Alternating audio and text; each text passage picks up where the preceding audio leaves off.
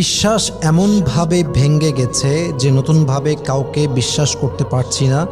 যাকেই দেখি তাকে বিশ্বাসঘাতক মনে হয়। এই ক্ষেত্রে আমার করণীয় কি? এটা মনে হয় আমাদের অনেকেরই সমস্যা যে আমরা এমনভাবে বিশ্বাসঘাতকতার শিকার হয়েছি যে আমরা আর কাউকে বিশ্বাস করতে পারি না। That's a very important question. প্রথমত উত্তর করতে চাই এই কথা বলে যে দেখেন, কাউকে বিশ্বাস করে বিশ্বাস ভেঙে যাওয়ার পরে সেকেন্ড টাইম কাউকে ট্রাস্ট করতে, বিশ্বাস করতে একটু সময় লাগে। এটা সময়ের ব্যাপার আছে, কারণ আপনার অন্তরটা হিল হতে হবে।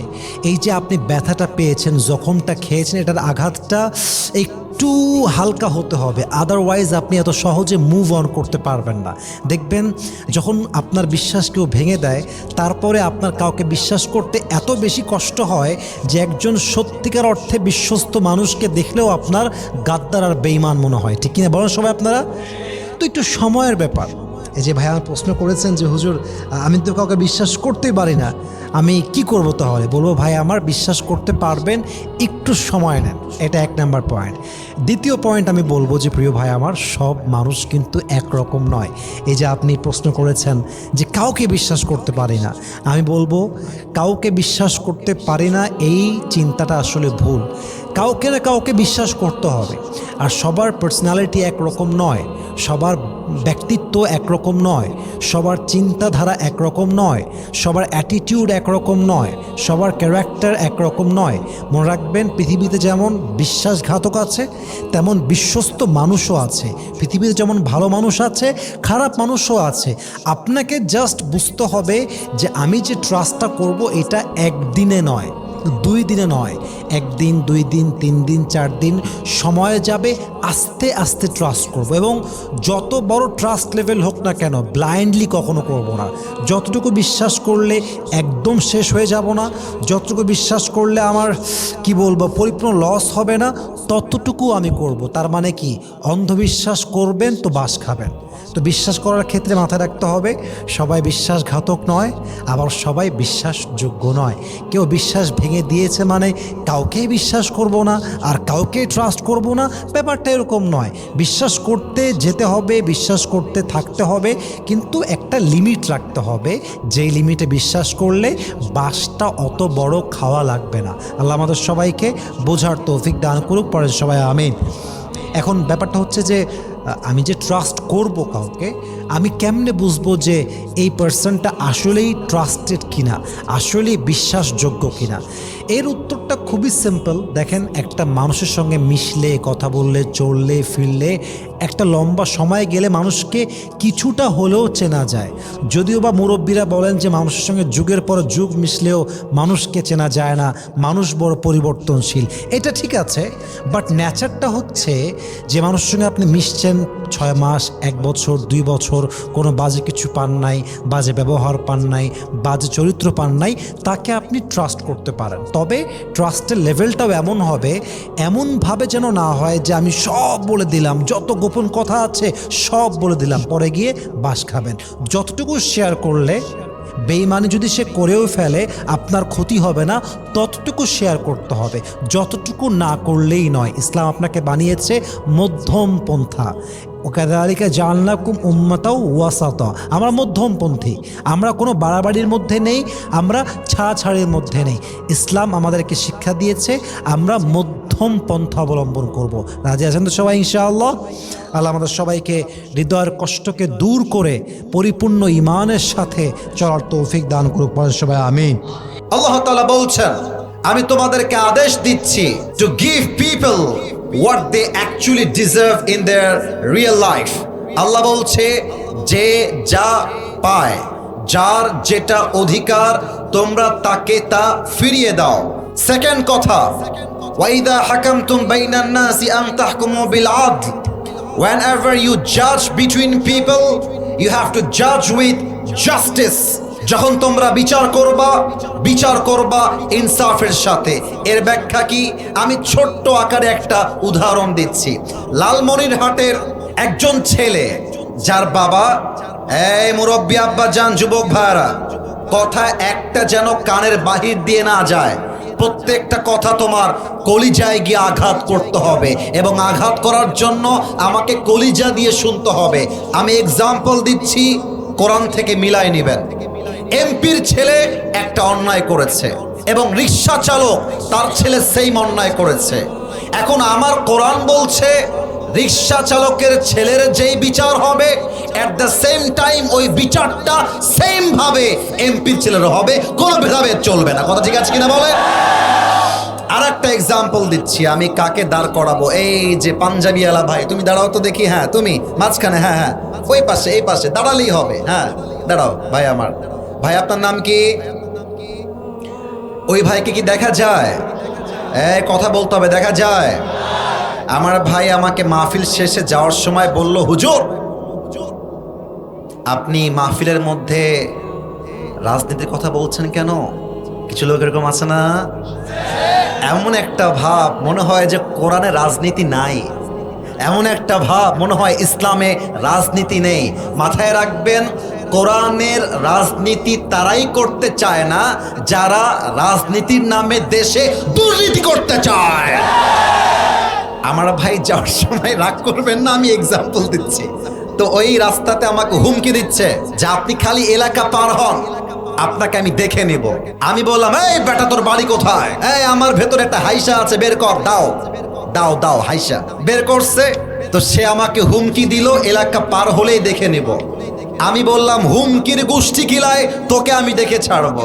এবার আমি হাইসাটা নিয়ে একটা কোপ দিলাম ওর ডান পায়ে, ডান পা এক কোপে কেটে গেল।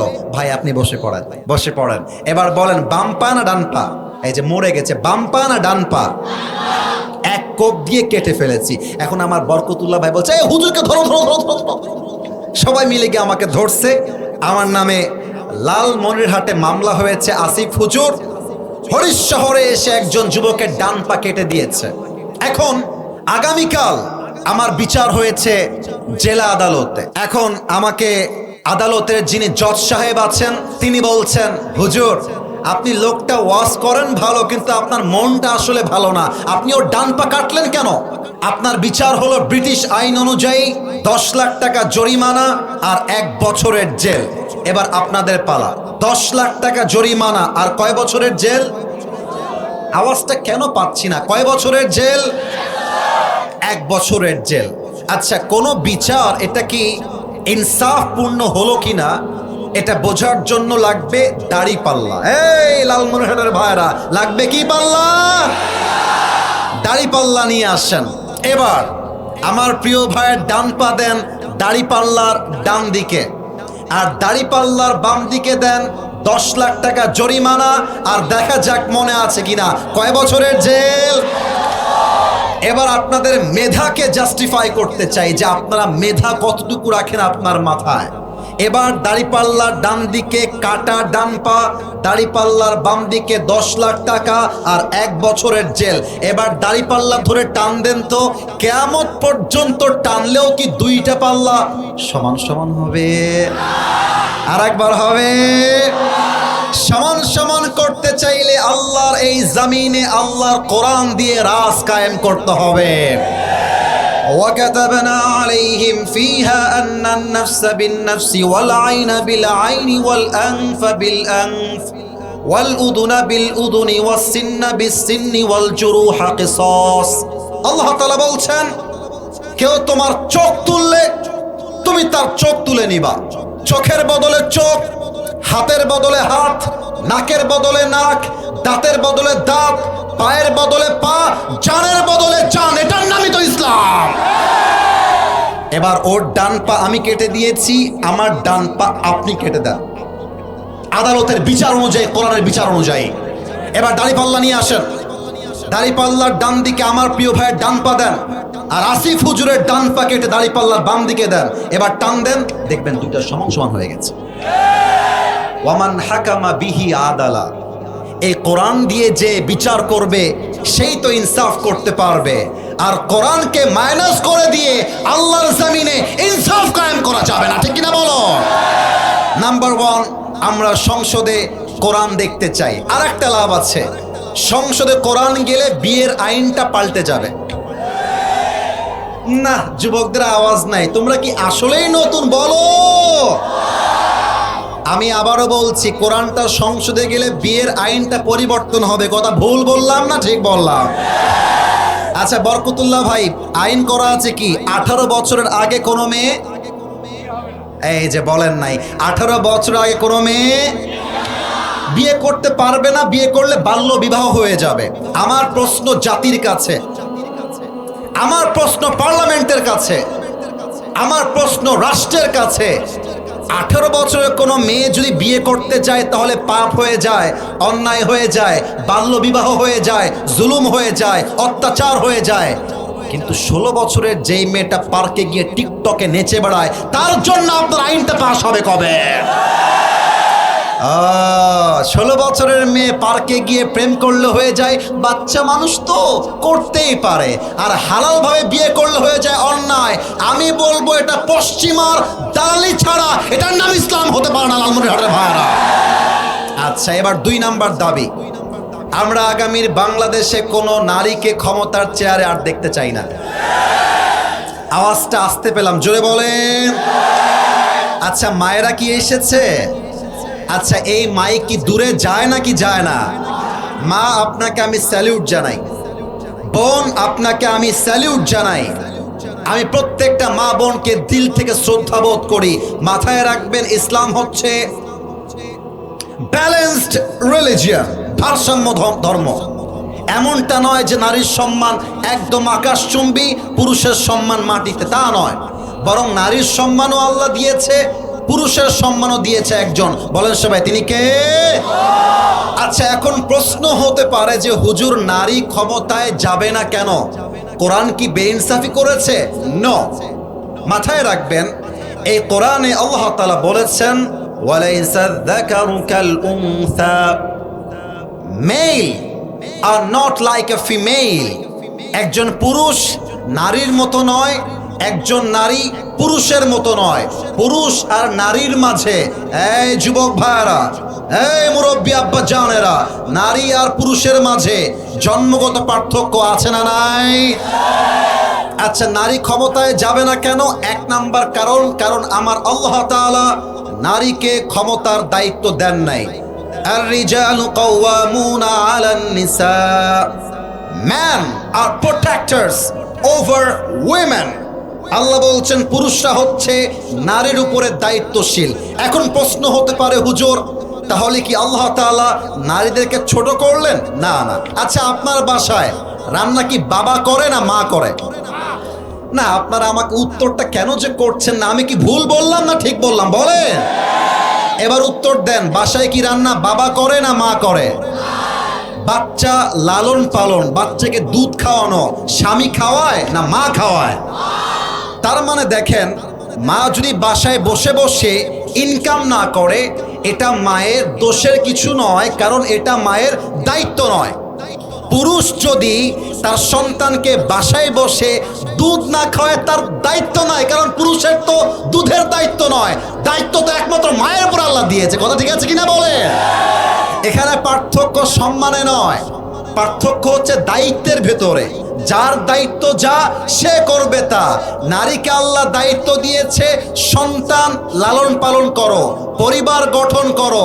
তুমি যদি ক্ষমতার চেয়ারে বসে যাও, দেশটাই পাল্টে যাবে, দেশটাই ধ্বংস হয়ে যাবে, ঠিক কিনা বলো? 1 নাম্বার কারণ, দায়িত্ব আল্লাহ পুরুষকে দিয়েছেন, নাম্বার 1। আচ্ছা আরেকটা এক্সাম্পল দিয়ে দেই। গোলাপ ফুল নাম শুনেছেন? এই কথা বলেন, গোলাপ ফুল নাম শুনেছেন? আচ্ছা গোলাপ ফুল গাছ ছাড়া হতে পারবে? আবার গাছ ছাড়া গোলাপ ফুল পাওয়া যাবে? গাছ থাকলে গোলাপ ফুলের দাম আছে, গোলাপ ফুল থাকলে গাছও লাগবে। একটা আর একটা ছাড়া অসম্পূর্ণ। আমাদের জীবনে বাঁচতে গেলে মাকেও লাগবে, বউকেও লাগবে। আমাদের প্রত্যেকটা মায়েদের জীবনে বাঁচতে গেলে স্বামীও লাগবে, সন্তানও লাগবে, ঠিক না বলে? সম্মানের কমতি নয়, মূল ব্যাপারটা হচ্ছে দায়িত্বের ভাগাভাগি। 2 নাম্বার কারণ, একজন নারী ক্ষমতার চেয়ারে বসবে না, কারণ নারীর মাঝে বিবেকটা কম, আবেগটা বেশি। আপনারা মনে হয় দ্বিমত পোষণ করলেন, কথা ঠিক আছে বলেন? একজন নারী যখন ক্ষমতার চেয়ারে বসে যায়, নারীর মাঝে জন্মগত জেলাসি আছে, একটু হিংসা আছে, আবেগ আছে। ভুল ক্রমে এমন একটা সিদ্ধান্ত আসতে পারে যে সিদ্ধান্তের জন্য পুরো রাষ্ট্রের সিস্টেমটা নড়বড় হতে পারে, ঠিক কিনা বলেন? এজন্য আমরা চাই আগামীর সংসদ কোন প্রকার কোন নারীকে আমরা ক্ষমতার চেয়ারে দেখতে চাই না, ঠিক কিনা বলেন? 3 নাম্বার দাবি বলেই শেষ করতে চাই। এখানে আমার বিএনপির ভাইয়েরা আছেন, আমি জানি। এখানে আমার জামাত ইসলামের ভাইয়েরা আছেন, আমি জানি। এখানে আমার কওমির ভাইয়েরা আছেন, আমি জানি।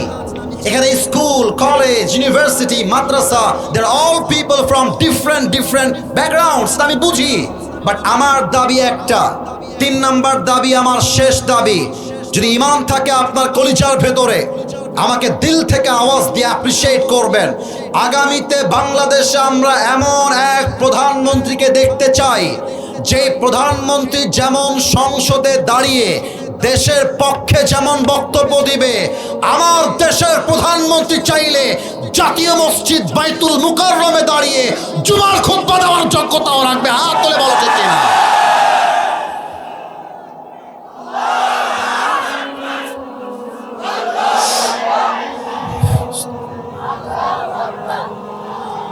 আল্লাহ যেন কবুল করে, পড়েন সবাই আমিন। আরে আমার সাথে তাকবীর দেন, নারে তাকবীর। আপনাদের বাসায় বউ আছে কার কার? বউওয়ালা একটু হাত তোলেন তো। বিবাহিত কারা কারা আছেন? মাশাআল্লাহ মাশাআল্লাহ, হাত নামান। শীতকালে আপনারা খুব মজায় আছেন। আচ্ছা, এবার আমার কপাল পোড়া হতভাগা সিঙ্গেলরা একটু হাত তোলো সবাই। ক্যামেরাম্যান জলদি ফোকাস করো। তোমাদের বউ নাই? এ আমি বিশ্বাস করি না। আমি দোয়া করে দেই ভূমিকাতে আল্লাহ সবাইকে দিনদার নেককার বউ দিয়ে দিক, পড়ে সবাই আমিন। আমি আমার ওয়াজে, আরে বেটা হাত নামা, বউ পাওয়া যাবে, হাত নামা।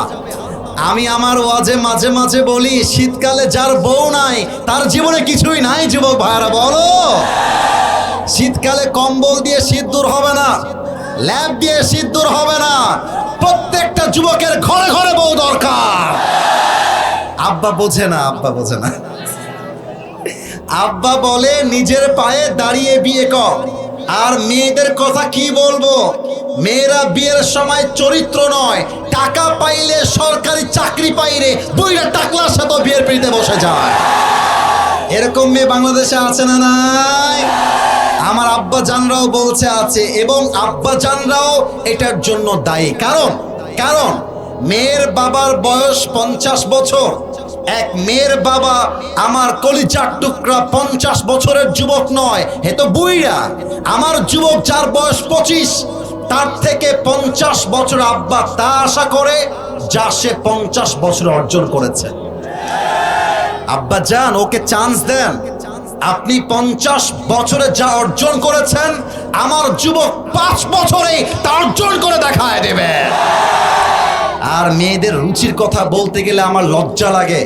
বেশিরভাগ মেয়েদের গাঞ্জাখোর পছন্দ হয়, দিনদার পছন্দ হয় না। আল্লাহ এমন মেয়েদেরকে হেদায়েত দান করুক, পড়েন সবাই আমিন। 3টা তাকবীর হবে ভাগাভাগি করে। প্রথম তাকবীর বিবাহিত ভাইয়েরা, দ্বিতীয় তাকবীর সিঙ্গেল ভাইয়েরা। দেখা যাক কার গায়ে জোর কত বেশি। বিবাহিত ভাইয়েরা একটু কাশি মারেন। বিবাহিতরা নাউজুবিল্লাহ, কারা রে? বিবাহিত ভাইয়েরা তাকবীর দেওয়ার জন্য গলাটা ক্লিয়ার করে একটা কাশি দেন। বিবাহিত যারা, এবার একটু একটু আওয়াজ আসছে। সিঙ্গেলরা চুপ থাকবা। বিবাহিত ভাই বরকতুল্লাহ ভাইদের যে দল, তারা তাকবীর দিবেন। মুরব্বীরা, যুবক ভাই যাদের বউ আছে তারা। বিবাহিতরা নারে তাকবীর। মোটামুটি ভাঙ্গা ভাঙ্গা। আপনারা আমার পক্ষ থেকে নাম্বার পেয়েছেন 65। এবার আমার সিঙ্গেলদের পালা। সিঙ্গেলরা একটু কাশি মারো। দেখা যাক কারা জিতে আজকের এই মাহফিলে। কোনো বেইনসাফি চলবে না, যে পাস সে পাস, যে ফেল সে ফেল। সিঙ্গেলদের পালা। নারে তাকবীর। বিবাহিত ভাইরা আমাকে মাফ করে দিও। আজকে আমার সিঙ্গেল ভাইরা কম করে হলো 90 নাম্বার পেয়ে পাস করেছে, ঠিক না বলো?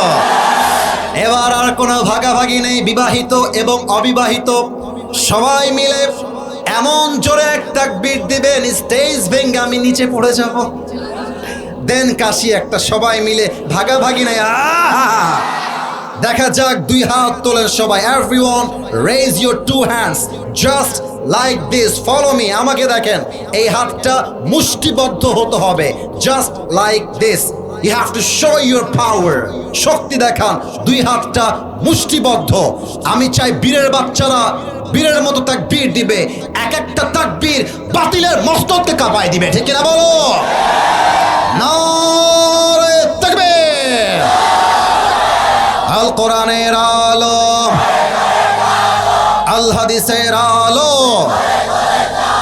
কোরআন হাদিস যেখানে, আলেম ওলামা যেখানে, রংপুরবাসী যেখানে, লালমনিরহাটবাসী যেখানে। একটা ভুল হয়ে গেছে, হাতটা একটু উপরে রাখেন, হাতটা একটু উপরে রাখেন। আর একবার জাস্ট দুইটা বাক্য ভুল হয়েছে। আপনারা বলেছেন ঘরে ঘরে জালো, আপনারা এবার বলবেন সংসদে জালো। Are you ready? আল কোরআনের আলো, সংসদে জালো। আল্লাহ যেন কবুল করে, পড়েন সবাই আমিন। এবার আমরা আয়াত ভিত্তিক তাফসীরে যাব। তবে কেউ যদি উঠে যায় সে বউ পাবে না, আর যদি বউ থাকেও বাড়িতে বউ পালায় যাবে। কথা ঠিক আছে কিনা বলো? না, বউ পালাবে না, মজা করলাম। আচ্ছা, সেকেন্ড কথা, কেউ যদি উঠে যায়, সোনামণি কে, মুরব্বী নাকি? কেউ যদি উঠে যায় তার লুঙ্গিটা টান দিয়ে ধরে বসায় দেওয়া লাগবে, তবে লুঙ্গি যেন খুলে না যায়। তাকবীর দেন, নারে তাকবীর। আজ আমাদের তাফসীরের বিষয় হচ্ছে, আমি বলবো প্রথমে, এরপরে আপনাদের পালা। You have to repeat after me. তাফসীরের বিষয় হচ্ছে বান্দা ও আল্লাহর সম্পর্ক।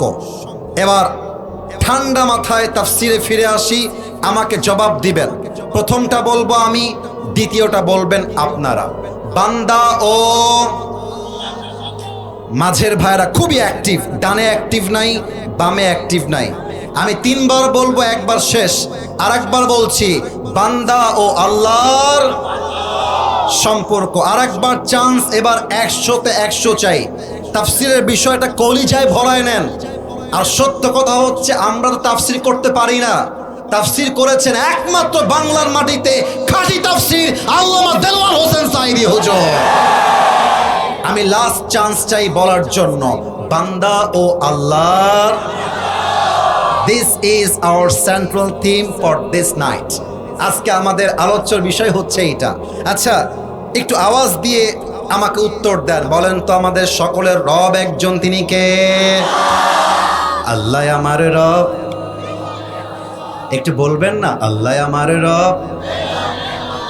দমে দমে তনু মনে তারি অনুভব, তোমার দুনিয়াতে আমি যেদিকে তাকাই, অথই নিয়ামতে ডুবে আছি সবাই। পাক পাখালির কণ্ঠে শুনি তাসবিহ কলো রব, তাসবিহ কলো রব। পড়েন সবাই, আল্লাহ আমার রব। দমে দমে তনু মনে তারি অনুভব। বলেন সবাই, রবকে। আজকের ওয়াজকে আমরা 3টা ভাগে শুনতে চাই। 1 নাম্বার ভাগ হলো, আমরা কোরআন থেকে জানবো আমরা আল্লাহর বান্দা কেন, আমরা মূর্তির পূজারী নই কেন, আমরা পাথর পূজারী নই কেন, আমরা আল্লাহরই বান্দা কেন হলাম। 1 নাম্বার পয়েন্ট। 2 নাম্বার পয়েন্ট হলো, একজন ধৈর্যশীল বান্দার সাথে আল্লাহর সম্পর্ক কেমন হয়। 3 নাম্বার পয়েন্ট হলো, কিয়ামতের কঠিন ময়দানে বান্দার সাথে আল্লাহর সম্পর্ক কেমন হবে জানার দরকার আছে না নাই? 3টা পয়েন্ট। প্রথম পয়েন্টের তাফসীরে আসি। এটা তাফসীর করার পূর্বে একটা উদাহরণ দিতে চাই। লালমনিরহাটের কলিজার টুকরা প্রিয় ভাইরা, বলেন তো বাংলাদেশের রাজধানীর নাম কি? আওয়াজটা কম আসলো, নাম কি? যারা ঢাকায় গিয়েছেন দেখবেন ঢাকা প্রবেশ করার পূর্বেই গাজীপুর সাভার আছে না নাই? আচ্ছা, এই ভাইজান একটু কথা আস্তে বললে ভালো হয়, সরি ফর দ্যাট, বাট কথা আস্তে বললে ভালো হয়। আমার যুবকরা ওয়াজ শুনছে তো, বিরক্ত করা যাবে না কাউকে। গাজীপুরে বড় বড় ফ্যাক্টরি, বড় বড় কোম্পানি, বড় বড় কারখানা, বড় বড় বিশাল বড় বড় কোম্পানি, বলো তো সবাই আছে না নাই? আচ্ছা মনে করেন এই আপনাদের ইউনিয়নের নাম কি? ইউনিয়ন। আচ্ছা, আর এই গ্রামের নাম কি? আচ্ছা, হারিশহর। একটা এক্সাম্পল, আপনাদের এই রাস্তা দিয়ে আসলাম, অনেক আশেপাশে জমি আর জমি। মনে করেন আগামীকাল আমি একটা ফ্যাক্টরি দিলাম এই জমিতে। মনে করেন যেই ফ্যাক্টরিতে কাজ হবে মূলত ধান কাটা নিয়ে। কি কাটা নিয়ে? ধান কাটা নিয়ে। তো লালমনিরহাট থেকে প্রায় 300 লোক আসছে ধান কাটার জন্য।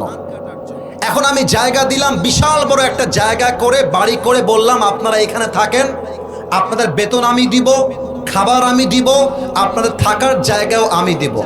এবার লজিক্যালি বোঝেন তো, বেতন যে দেয় সে বস, না বেতন যে নেয় সে বস? যে দেয় সে হচ্ছে বস, সে হচ্ছে মালিক। এবার আমার দিকে তাকান, আমার চেহারা দেখেন, এই দেখেন, আমাকে দেখেন, এই যে নিঃশ্বাস নিলাম, এই ক্ষমতাটা কার? এই শক্তি আমাকে দিয়েছে কে? আপনি যে দুপুরে খাবার খেয়েছেন, এই রিজিকটা আপনাকে দিয়েছে কে? এই যে আসিফ হুজুর এত দূর থেকে এসে এত তাজা তাজা কথা, হাত নড়ছে, পা নড়ছে, বডি মুভমেন্ট হচ্ছে, গলায় আওয়াজ, এই সব শক্তি আমাকে দিয়েছে একজন, তিনি কে? আল্লাহ বলছে, বান্দা ওয়ামা মিন দাব্বাতিন ফিল আরদি ইল্লা আলাল্লাহি রিজকুহা। আমি খাওয়াই, আমি পড়াই, আমি রিজিকের মালিক, আমি দুনিয়ার মালিক। অতএব তোর রব কোনো মূর্তি নয়, তোর রব কোনো বাবা নয়, তোর রব কোনো পাথর নয়, তোর রব একজন। বলেন সবাই, তিনি কে? Number 1 point is done. Second point, ধৈর্যশীল বান্দার সাথে আল্লাহর সম্পর্ক কেমন, এই তাফসীর করার আগে একটা প্রশ্ন করতে চাই সবাইকে, দেখা যাক উত্তর ভুল আসে না সঠিক। একটু বুঝে উত্তর দেন। এই বাচ্চারা, এই গ্রামের চাচাতো ভাই, খবরদার, এটা কি? ড্রোন উঠছে, উড়ুক, ড্রোন উড়লে উড়বে, কিয়ামত হয়ে যাবে। আমার চোখ তাফসীরে আছে, তাফসীরেই থাকবে, ঠিক না? বলেন তো সবাই, আমার নবীর কলিজার টুকরা সবচেয়ে আদরের মেয়ে কি নাম ছিল? খুবই সুন্দর উত্তর তোমরা দিয়েছো। আবার জানতে চাই, নবীর সবচেয়ে কলিজার টুকরা, আদরের, মায়ার, ভালোবাসার মেয়ের নাম কি ছিল? সেকেন্ড প্রশ্ন, বলেন তো ফাতেমার স্বামীর নাম কি ছিল? লাস্ট প্রশ্ন, ফাতেমার ঘরে আল্লাহ তাআলা, এটা কেউ বাদ যাবেন না, 2 জন সন্তান দিয়েছিলেন যারা ছিল জান্নাতের সর্দার, হাসান আর। প্রিয় ভাইয়েরা আমার, আজকালকার বউরা হয়ে গিয়েছে দাজ্জালনি মার্কা বউ। আজকালকার এই দেখেন, যতগুলো পুরুষ বিয়ে করেছে সব কষ্টে আছে, বলতে পারছে না। বউয়ের বিয়ের পরে যেই পরিমাণ ডিমান্ড করে, আমি জানি না আপনারা একমত হবেন কিনা, বেশিরভাগ পুরুষের হার্ট অ্যাটাক হয় তার বউয়ের জন্য। আর জাস্ট বইয়ের ডিমান্ড বেশি তা নয়, আজকালকার কিছু আপডেট মেয়ে বের হয়েছে। আমি জানি অনেকের গায়ে লাগবে, বাট আমি সতর্ক করবার জন্য বলছি, অনেক মেয়েদের রুচি আর চাহিদা এত বেশি হয়ে গেছে, আইফোন 16 পাওয়ার জন্য কক্সবাজার পর্যন্ত চলে যায় যুবক। এবার দেখেন ফাতেমার চরিত্র কাকে বলে, ফাতেমার সবর কাকে বলে। একবার ফাতেমার ঘরে 3 দিন যাবত কোনো খাবার নাই। 1 দিন যায়, 2 দিন যায়, 3 দিন যায়, বাসায় কোনো খাবার নাই। এবার ফাতেমা রাদিয়াল্লাহু তাআলা আনহা ডাক দিয়ে বলছেন, আলী কি করা যায়, কি করলে খাবার আসবে? এবার আলী চুপচাপ বসে গিয়েছে, এমন ভাবে 2 হাত বাঁধা। এই ডানের ছেলে পেলে, এরকম মাথা ঘোরাঘুরি করো কেন? আমার দিকে তাকাও কলিজার ভাইয়েরা, তোমরা আমাদের নয়নের মণি, আমাদের কলিজার টুকরা, হৃদয়ের স্পন্দন। তোমরা ডান বাম করছো কেন? আমার দিকে তাকাও। বামের ভাইয়েরা ঠিকঠাক আমার দিকে দেখবেন। ফাতেমা রাদিয়াল্লাহু তাআলা আনহা বলছে, আলী আমি কি করব, কি করলে বাসায় খাবার আসবে? আলী বলছে, ফাতেমা আমার কাছে একটা বুদ্ধি আছে, তুমি তোমার বাবার কাছে যাও, গিয়ে বলো, আব্বাজান আতিনি শাইআন, আমাকে কিছু খাবার দেন, 3 দিন যাবত আমি না খেয়ে আছি। আচ্ছা, আপনাদের গ্রামে কি মাটির বাড়ি আছে? আচ্ছা, টিনের বাড়ি তো আছে। আচ্ছা প্রিয় ভাইরা, দেখবেন, আচ্ছা আমি এই স্টেজ দিয়ে বোঝাচ্ছি, এটা সামিয়ানা, এই বাঁশ এই পুরোটা হচ্ছে আমার বাসা। আর সরি, আমি একটু বুঝাচ্ছি, একটু নড়াচড়া করতে হচ্ছে। এই যে বাঁশটা আছে, এটা হচ্ছে আমার বাসার আঙিনা, এটা হচ্ছে আমার বাসার উঠান। উঠান মানে কি বোঝা যায় নাকি যায় না? এই দেখেন, ফাতেমা উঠানে আসছে। নবী কেমন ভাবে যেন টের পেয়ে গেছে যে আমার মা আমার কাছে কোনো একটা প্রয়োজনে ছুটে এসেছে। সুবহানাল্লাহ পড়বেন না আপনারা? ফাতেমা যখন ঘরটা এসে নক করেছে, নবীজি দৌড় দিয়ে এসে গেট খুলে দিয়েছে। এবার ফাতেমার ডান হাতটা ধরে ফাতেমাকে ঘরে নিয়ে আসছে। নবীর আদব দেখেন, ভালোবাসা দেখেন। অনেক বাবা আছে, মেয়ে হলে নারাজ হয়ে যায়, ছেলে হলে খুশি হয়। মেয়ে হলে মিষ্টি খাওয়ায় না, ছেলে হলে মিষ্টি খাওয়ায়। আরে মাথায় রাখতে হবে, মেয়ে হচ্ছে আপনার জীবনে পাওয়া সবচেয়ে বড় নিয়ামতের নাম, ঠিক কিনা বলো? ফাতেমাকে ধরে নিয়ে এসে আল্লাহর রসুল খাটে বসিয়েছেন। এবার নিজে ডান পাশে বসেছেন। ডাক দিয়ে বলছে, আম্মা জান, মা লাকিয়া ফাতেমা। ফাতেমা, তোমার কি হয়েছে মা? তোমার কি লাগবে মা, আমাকে বলো। কিন্তু ফাতেমা লজ্জা পাচ্ছে, আব্বার কাছে আমি চাই কেমন করে, কিভাবে চাওয়া যায়? লজ্জা কাটিয়ে ফাতেমা চুপচাপ বসে আছে। এবার আব্বা ফাতেমার মনের কথা বুঝে গেছে, বলছে, আম্মা তুমি কি ক্ষুধার্ত অবস্থায় আছো? তোমার কি খাবার দরকার? তখন ফাতেমার চোখ দিয়ে পানি বের হয়ে গেছে। ডাক দিয়ে বলছে, আব্বা চান, আতিনি শাইআন, কিছু খাবার দান করেন। আমি ক্ষুধার্ত, হাসান ক্ষুধার্ত, হোসাইন ক্ষুধার্ত, ফাতেমা আমি সহ আলীও ক্ষুধার্ত। আব্বাজান কিছু খাবার দান করেন। এবার নবীজি ধৈর্যের পরীক্ষা নেওয়া শুরু করেছেন। নবীজি ডাক দিয়ে বলছেন, ফাতেমা আমি তোমার জন্য খাবার দেওয়ার জন্য রাজি আছি, তবে আমি তোমাকে দুইটা অপশন দিব। লালমনিরহাটের ভাইয়েরা আওয়াজ করে বলবেন কয়টা অপশন? আমার যুবকদের আওয়াজ এসেছে, আর একবার চাই, কয়টা? এক নাম্বার হলো আমি তোমাকে 5টা ছাগল দিব। ফাতেমা ডাক দিয়ে বলছে, আব্বা সেকেন্ড অপশনের নাম কি আমাকে বলেন? আব্বা জান ডাক দিয়ে বলছে, ফাতেমা সেকেন্ড অপশন হলো আমি তোমাকে ছাগল দিব না, 5 শব্দের দোয়া শিখায় দিব, বলো তুমি কোনটা নিতে চাও? ফাতেমা বুঝে গিয়েছে, আমি জাস্ট একটা হাদিস বলবো লাস্ট পয়েন্টে, এন্ড দেন দোয়া হয়ে যাবে। সবাই তাকবীর দেন একটা কাশি দিয়ে। দেখা যাক আওয়াজ আছে না মরে গেছে। নারে তাকবীর। এবার বলেন তো, জান্নাতে যাওয়ার জন্য কিয়ামতের কঠিন ময়দানে বান্দার 100 আমলনামা নেক আমলের পাল্লায় কত থাকতে হবে? 100-র ভিতরে 51। ভাই তোমার নাম কি? সবুজ, ইউর রাইট। 100-তে 100 নয়। আল্লাহর দয়া এত বেশি, আল্লাহ বলছেন, আয়াত শোনেন আমার প্রিয় ভাই, আপনি আমার সাক্ষী, মাদ্রাসার ছাত্ররা আমার সাক্ষী। ফাম্মা মান সাকুলাত মাওয়াজিনু ফাহুয়া ফি আইশাতির রাদিয়া। আল্লাহ বলছে বান্দার আমলনামা ওজন দেওয়া হবে, এটা বাম পাল্লা, এটা ডান পাল্লা। যদি ডান পাল্লাটা বামের চাইতে just a little bit, It's all about just 1%, just 1 চুল পরিমাণ বেড়ে যাবে, আল্লাহ বলবে ফাহুয়া ফি আইশাতির রাদিয়া। আরে যা, আমার বান্দার আমল একটা হলো বেড়ে গেছে, আমার বান্দাকে জান্নাত দিয়ে দিয়েছে। কত দয়া, কত মায়া, কত ভালোবাসা। আপনারা মাদ্রাসার ছাত্ররা আরো ভালো চিনবেন, যুবকরাও চিনবেন। নাম হচ্ছে মাওলানা তারিক জামিল। আমি কি নামটা ঠিক বলেছি? আপনারা দেখেছেন কেউ ফেসবুকে ওনাকে? পাকিস্তানে বাসা। উনি দেখবেন সাদা পায়জামা, সাদা পাঞ্জাবি, আমাদের মতো তো রং ঢং নয়, সাদা পাগড়ি পরে, চেহারায় নূর ঝরে। আমার প্রিয় ভাই বরকতুল্লাহ ভাই বলছিলেন আগামী 28শে নভেম্বর ডক্টর জাকির নায়ক আসবে। ভারতের দাদাবাবুরা বলছে ওনাকে নাকি আমাদেরকে তাদের হাতে ফেরত দেওয়া লাগবে। এই জন্য আল্লামা সাইদি বলতেন, এই বাংলার মাটিতে থাকতে হলে ভারতের দালাল হয়ে নয়, বাংলার দালাল হয়ে থাকতে হবে, ঠিক না বলো? উনি বলতেন তোমরা থাকো গাছের আগায়, আমরা থাকি গাছের গোড়ায়।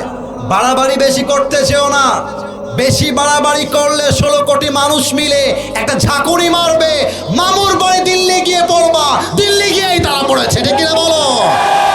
অতএব যারা বলছো আমাদের দেশ থেকে নাকি ভারতে পাঠায় দেওয়া লাগবে, আমি স্পষ্ট ভাষায় বলছি, হতে পারে কালকে এটার জন্য আমার নামে মামলা হবে, হতে পারে কালকে এটার জন্য আমাকে হেনস্থা করা হবে, হতে পারে এটার জন্য আমাকে গুম করা হবে, বাট আমি হকের সঙ্গে কোনো প্রকার বাতিলের সাথে আপোষ করতে পারবো না, ঠিক কিনা বলে?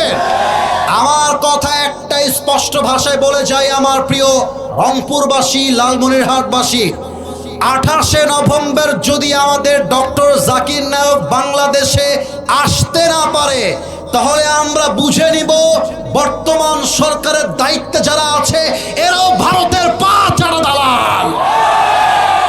আপনারা স্পষ্ট পয়গাম দেন, ডক্টর জাকির নায়ক মেহমান হিসেবে নয়, যদি তিনি চান উনি বাংলাদেশের নাগরিকত্ব নিয়ে বাংলার মাটিতেই থাকতে পারবে। হাত তুলে বলো ঠিক কিনা?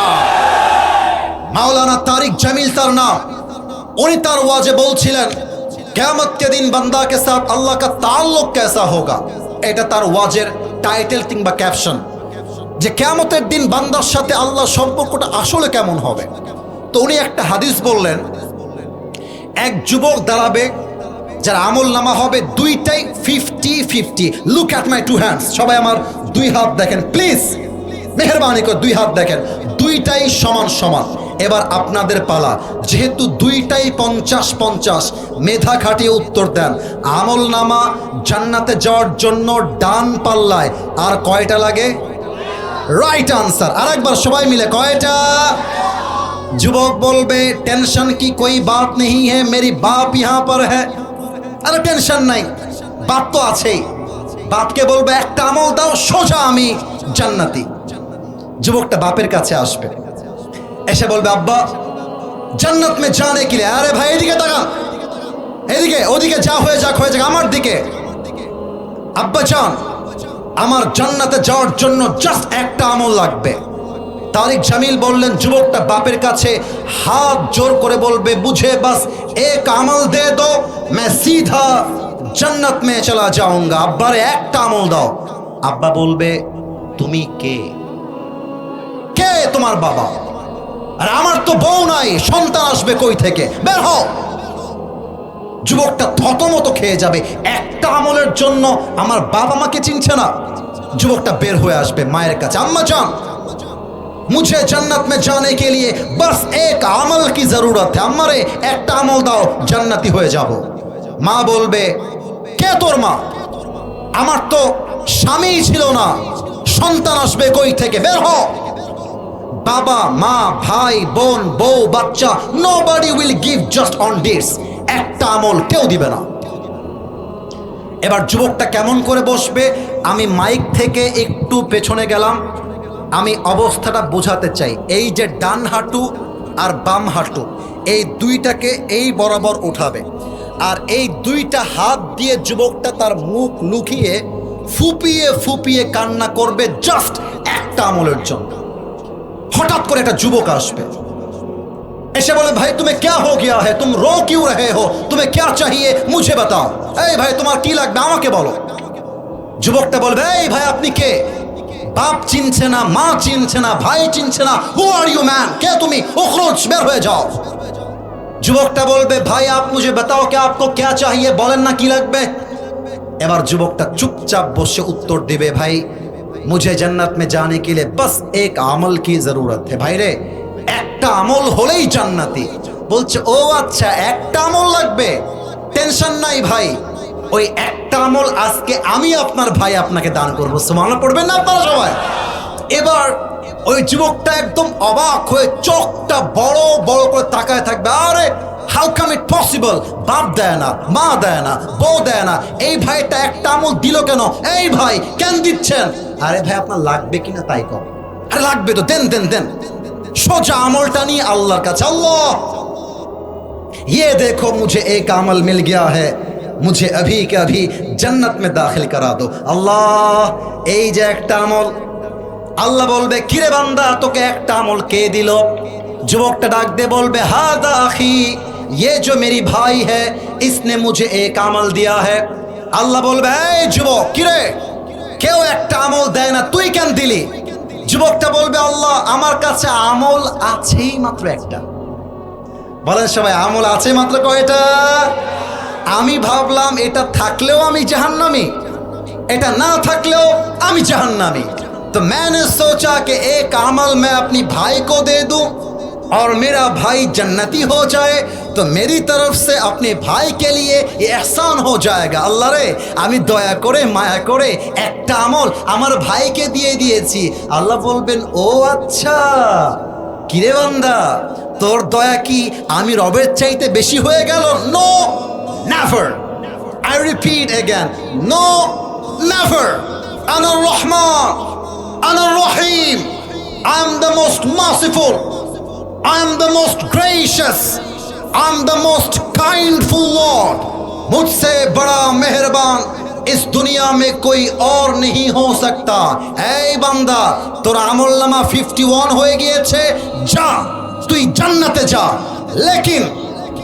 लेकिन तू अकेला जन्नत में मत जाना। जिस भाई ने तुझे एक अमल दिया है, तू भी जन्नत में जा। अपनी भाई को साथ लेकर दोनों जन्नत में चले जा। सुबहानाल्लाह পড়বেন না আপনারা? আল্লাহ বলবে, এই বান্দা, তুই যদি আমার বান্দার জন্য একটা আমল দিয়ে দয়া করতে পারিস, আমি আল্লাহর দয়া তো কম নয়। এই 51 তোর হয়ে গেছে, যা তুই জান্নাতে যা। একা যাস না, যেই ভাই তোকে একটা আমল দিয়েছে তুইও জান্নাতে যা। তোর ভাইকে নিয়ে দুইজন মিলে হাসতে হাসতে জান্নাতে চলে যাস।